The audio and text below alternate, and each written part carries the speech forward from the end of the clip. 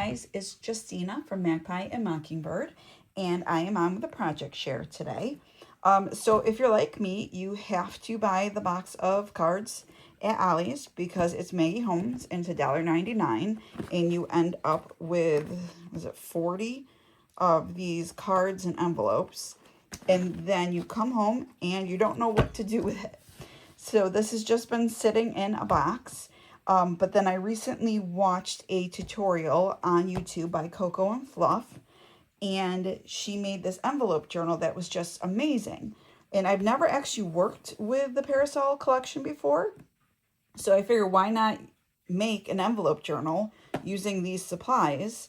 And let me show you how it came out. So I love it, you guys. So this is just using the envelopes and cards. Although this shaker it was either, I think it was Office Supply maybe, or American Vault sale. I'm not sure.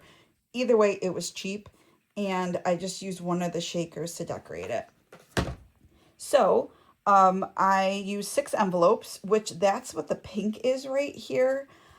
I went through and I just colored the edges of the envelopes pink, and I made this sweet little journal. And I tried to maximize writing space in here. But I had a hard time because this was my first time working with the collection, and it's beautiful. And I didn't want to cover any of the paper. So you can see, like, there's opportunities in here for more to be done. I just haven't figured out how to do that where it didn't cover up the Maggie Holmes. Like, part of me was wondering if each of these should then lift and then have a writing space under it. I'm not sure. But like I said, it only took 6 envelopes, 6 cards, and then probably another 6 to decorate. So I still have some left. So I might just give it a go again. All right, so let's dive in. You can see it's got a ribbon closure, and each one of these has a pocket.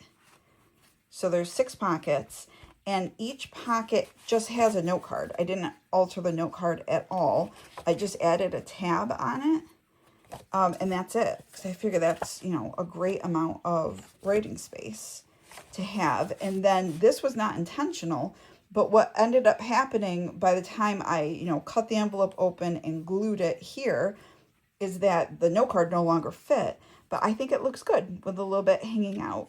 So that was a happy mistake. All right, and then the way it's set up is that, so there are pockets on either side to hold the note cards, but then I made these pockets to hold more writing space opportunities. So I cut the cards, you know, and you know, rounded corners, distressed, and added tabs or ribbon for those. And I follow that pattern on almost every page. In the center, I sewed in some coffee dye paper for some straight journaling pages there. But otherwise, it follows that pattern. And then, oh, check this out, guys. I used my scraps to, you know, just glue down and cut out this bookmark. I really like how that turned out.